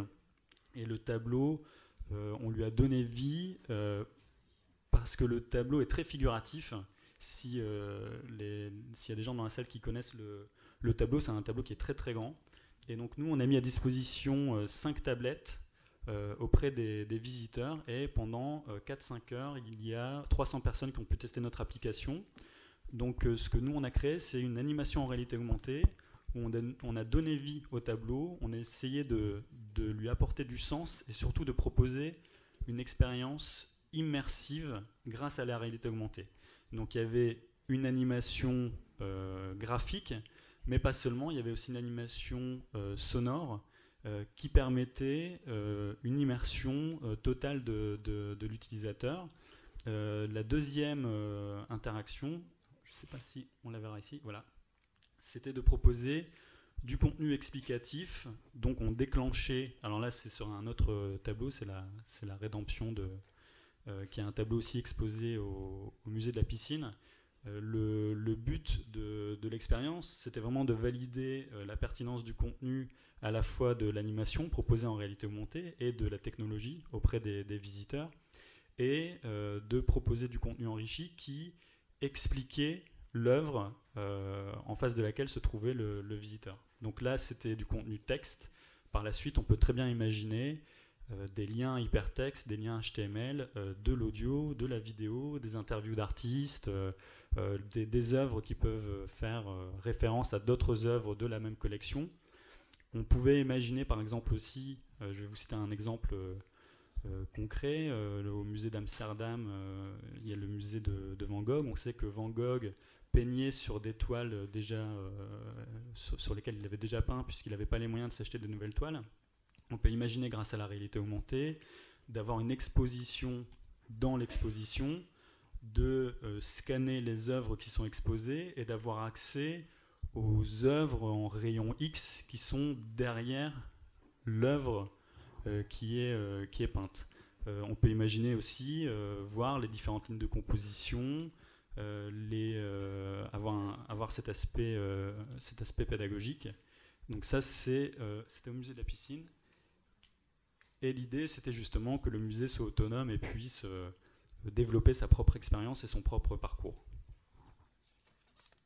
Et donc là, la prochaine étape, on va lancer le même type d'expérience. On va sortir du cadre des musées, on va animer des œuvres street art à Paris, dans le 13e arrondissement, où sur un parcours d'une 15aine d'œuvres, on apportera des animations en réalité augmentée et du contenu enrichi qui présenteront à la fois le street artiste qui a créé les œuvres, donc sa biographie, le lien vers son site internet, les œuvres aux alentours du même artiste, donc ça sera un parcours.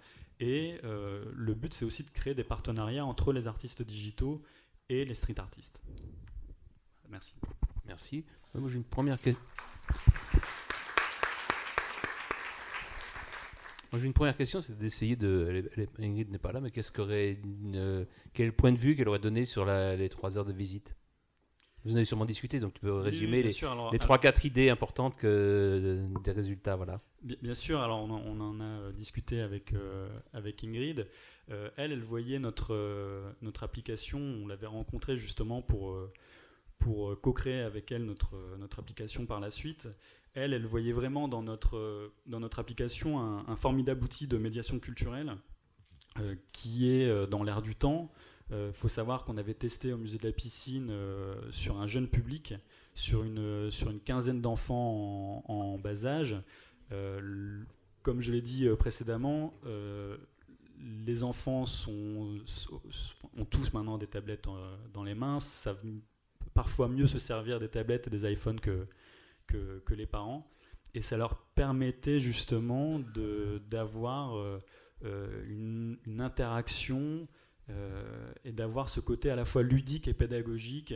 Je me souviens, on était avec Mathieu quand on l'a testé, tous les enfants essayaient d'attraper les plumes des coqs qui volaient sur l'animation, mais ils allaient même vers le vrai tableau. Voilà l'animation en question. Ils allaient même essayer de toucher le tableau, et l'animateur a dû les stopper pour pas qu'ils touchent le tableau. Donc là, malheureusement, il n'y a pas le son, c'est un GIF qui représente notre animation. Et donc, Ingrid imaginait justement d'utiliser cet outil comme un outil de médiation culturelle qui aurait permis une aide à la visite plus interactive, et justement d'apporter cet aspect digital que n'ont pas les guides conférenciers à l'heure actuelle. Faut savoir aussi que l'inconvénient des visio-guides ou des audio-guides à l'heure actuelle, c'est que l'utilisateur n'emporte pas avec lui le contenu. Donc nous, notre idée dans Art & Peak, c'était aussi de proposer une expérience in situ, c'est-à-dire que là, l'animation que vous avez vue, elle est visible uniquement sur place, c'est-à-dire que le visiteur doit venir en face du tableau, scanner le tableau pour obtenir cette animation de réalité augmentée et pour obtenir le contenu. L'idée, c'est pas d'utiliser l'application Art & Peak avant de se rendre au musée. C'est vraiment de proposer une expérience in situ et de proposer un incentive, de pouvoir garder le contenu chez soi et le lendemain de montrer à ses amis les œuvres qu'on a pu scanner. En fait, ça marche un peu comme Shazam, pour les gens qui connaissent Shazam. Le but, c'était de scanner des œuvres et d'emporter avec soi les œuvres qu'on a scannées. Question dans la salle ou sur scène?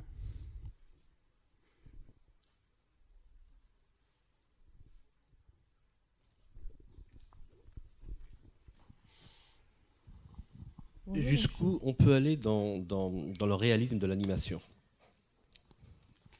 Alors on peut aller très loin. Après, c'est toujours des temps de développement. Plus l'animation est réelle et plus l'animation est poussée, plus ça demande des temps de développement importants. Si on parle, on pourrait très bien imaginer de modéliser en 3D les coques, mais ça fait appel à un animateur 3D, à des compétences particulières. Mais on peut vraiment créer une animation très immersive. Je parle de l'animation graphique, mais on peut parler aussi du son 3D. Là, ce qu'on a créé, nous, c'était juste un son stéréo. Si on veut aller de plus loin dans l'immersion, on peut imaginer aussi qu'en fonction de là où se trouve le spectateur, le son, maintenant le son 3D commence à se développer, réagissent en fonction de là où se trouve le spectateur. Une deuxième question. Bonjour, je suis Myriam Paul du Louvre-Lens, je suis médiatrice. J'ai pas bien compris, une fois que les personnes ont regardé le tableau avec la tablette et mis en place l'animation, j'ai pas compris comment ça fonctionnait comme Shazam en fait. Ah d'accord, donc en fait, il y a deux principales fonctionnalités. Il y a le scan, donc vous vous présentez devant l'œuvre, vous scannez l'œuvre. Là, soit il y a une animation en réalité augmentée qui se lance sur l'œuvre, soit il y a du contenu enrichi qui est déclenché. Donc le contenu enrichi, ça peut être un audio, de l'audio qui explique le tableau, ça peut être un texte explicatif. Et ensuite, cette œuvre, une fois qu'elle est scannée, elle est répertoriée dans une icône liste historique. Et quand vous allez dans cette icône historique, vous retrouvez tous les scans que vous avez faits précédemment. Donc, c'est-à-dire que si vous avez scanné 10 tableaux, vous retrouverez les 10 tableaux. Chez vous, vous pourrez les consulter de nouveau.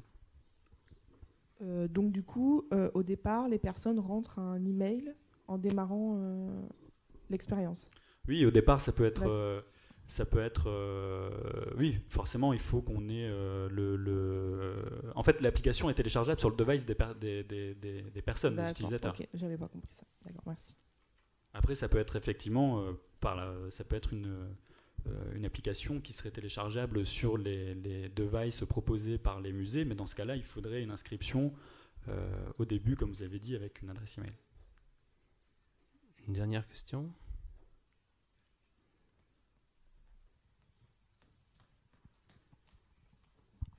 Avant de conclure, moi je repasserai bien la parole aux trois intervenants pour justement sur le...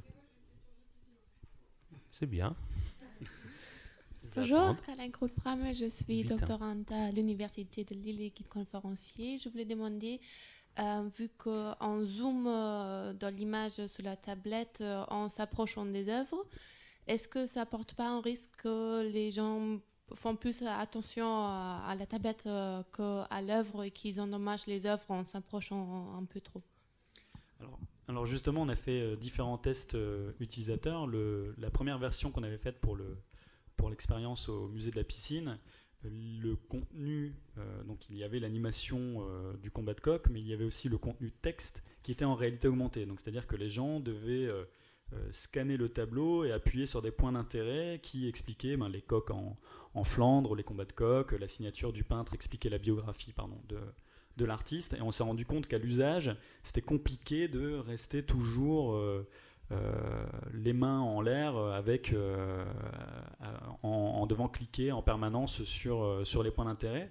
Donc ce qu'on a fait, c'est que effectivement, c'est des courtes animations. Ce qu'on propose, c'est des animations qui font 5 secondes, 10 secondes maximum. Après, ça peut être un peu plus, mais le but, justement, c'est pas de rester 30 secondes les bras en l'air avec un iPad. Et une fois que la personne baisse l'iPad, le contenu texte se lance automatiquement. C'est-à-dire que quand on est face à l'œuvre, il y a l'animation en réalité augmentée. Dès qu'on abaisse l'iPad, là, l'animation se ferme et déclenche le contenu texte explicatif. Et on s'est rendu compte, pour répondre à votre question par rapport au danger de s'approcher trop des œuvres, alors bon, il faut savoir, comme ici par exemple au Palais des Beaux-Arts, il y a quand même des barrières, des zones de sécurité où on peut pas, il y a tout de suite une alarme qui se déclenche si on est trop près, mais c'est vrai qu'avec les jeunes enfants, faut faire attention, mais on s'est aussi rendu compte que notre application permettait aux utilisateurs de prendre du recul, c'est-à-dire que effectivement, une fois qu'ils avaient scanné l'œuvre, ils pouvaient se mettre prendre un peu plus de recul par rapport à l'œuvre et lire tranquillement l'explication sans être assailli. Enfin voilà, s'il y a des œuvres phares où il y a 30, 40 personnes, on peut la scanner et puis ensuite la regarder tranquillement sur un banc assis. Donc ça, on a vu que c'était l'un des usages ici quand on avait fait un bêta-test sur 15 personnes. Merci. Toute dernière, vas-y.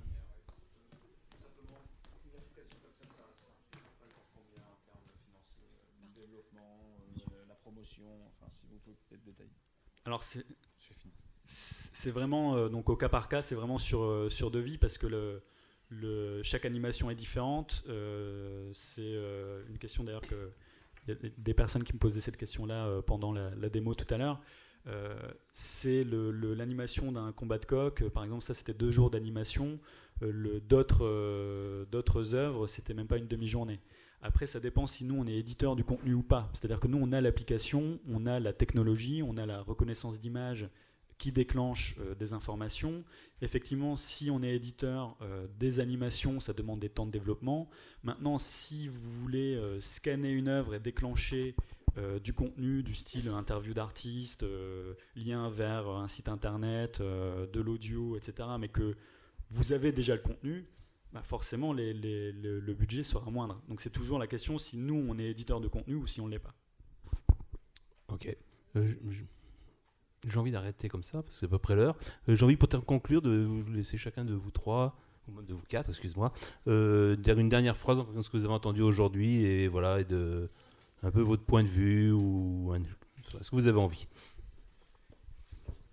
Non, moi je rejoins, c'est vrai que nous on a fait un projet aussi sur la cathédrale de Strasbourg, parce qu'on était basé à Strasbourg, et c'est vrai que par rapport à la question de la restitution et de l'expérience, je crois que toutes ces technologies-là, nous on l'a vu sur ce qu'on a proposé dans ce projet de la visite virtuelle de la flèche de la cathédrale de Strasbourg, qui est aujourd'hui inaccessible au public, et donc tout le monde peut monter tout en haut de la flèche de la cathédrale de Strasbourg et même en décoller, et c'est vrai qu'on l'a testé dans le cadre d'une exposition qui s'appelait Monumérique à Strasbourg, au musée des Beaux-Arts, pendant laquelle effectivement elle est ouverte du jeudi au dimanche et les après-midi, et on a eu 2500 personnes qui l'ont testé et au bout d'un moment il y avait un bouche à oreille assez énorme et il y avait une grande file d'attente et les gens revenaient à cette exposition rien que pour tester l'expérience sur le casque de réalité virtuelle d'aller visiter la flèche de la cathédrale de Strasbourg, alors qu'il y avait plein de Strasbourgeois, c'est-à-dire que les Strasbourgeois ils ont la cathédrale tous les jours devant, ils peuvent y aller quand ils veulent, mais aller dans la flèche ils peuvent pas, et donc la réalité virtuelle ou les expériences de réalité augmentée ou autres permettent en fait cet accès et permettent effectivement de redécouvrir le bâtiment, de le découvrir différemment, etc. Donc je trouve que c'est ça qui est aussi assez prometteur avec ces techniques. Et d'ailleurs maintenant le dispositif va être mis en en fixe, pardon, dans le musée de l'œuvre Notre-Dame à Strasbourg à partir du mois de juin normalement. Et donc l'idée du musée de l'œuvre Notre-Dame, c'est un musée qui est un des plus beaux musées de Strasbourg d'ailleurs, mais qui a peut-être un petit déficit de fréquentation par rapport à d'autres musées, parce que le musée de l'œuvre Notre-Dame fait un titre un peu poussiéreux peut-être pour le grand public. Et du coup, le fait de proposer une expérience très contemporaine, très moderne et aussi un moyen pour le musée d'essayer de rajeunir son public ou d'inviter en fait des gens à venir découvrir l'expérience et le reste du musée bien évidemment. Voilà.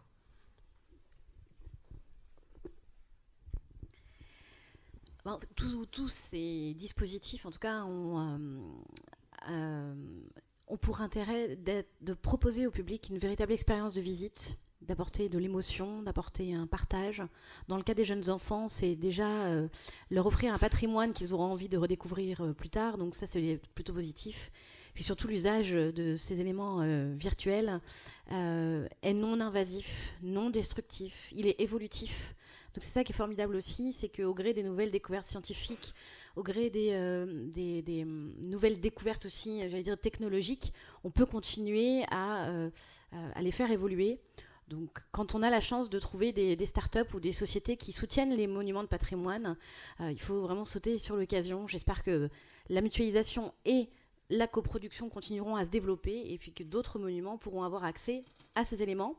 C'est pour le public et puis c'est aussi pour le rayonnement des sites et de l'histoire de France quoi, et du monde entier. Enfin, je partage tout à fait ce qui vient d'être dit. En plus, peut-être une réflexion un peu personnelle sur où on en est avec tout ça. Je pense qu'on en est qu'au début. Et malgré toute la variabilité de ce que l'on voit, des produits existants, je pense qu'on en est vraiment au début et on peut dire que c'est pas encore tout à fait satisfaisant. Donc ça veut dire qu'il y a aussi beaucoup de choses à faire, à la fois en termes techniques.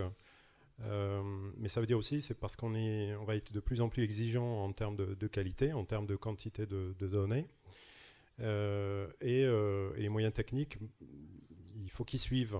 Donc il y a encore de la place pour beaucoup de travail de développement et de recherche. Mais je pense qu'il y a un autre enjeu qui est important, c'est également au niveau en termes d'usage, c'est qu'est-ce qu'on veut faire réellement de tout ça. Et je pense qu'il y a il faut mener un travail de réflexion en profondeur sur la manière d'aborder, sur la manière de déployer tous ces outils. Donc voilà pour la réflexion. Sinon, pour compléter un peu ma présentation, notre système n'est pas encore accessible en ligne. On y travaille, on vient de lever un verrou parce qu'on a développé une technologie, et on va faire une démonstration la semaine prochaine dans les journées qui s'appellent Connexion à Amiens. Ce sera aussi l'occasion pour les non-amiénois de venir visiter la cathédrale, in situ. En fait, c'est un système qui va permettre de faire de la visualisation à distance à partir de dispositifs. Donc de faire de la visualisation, mais du modèle complet dans toute sa résolution. Et puis également aussi juste pour vous inviter, n'hésitez pas à venir, si vous voulez vous voir directement le modèle, vous pouvez venir évidemment le voir au laboratoire dans des conditions idéales, parce qu'on a un système disons qu'on a des moyens techniques, informatiques et puis d'affichage qui permettent d'avoir une qualité exceptionnelle de rendu.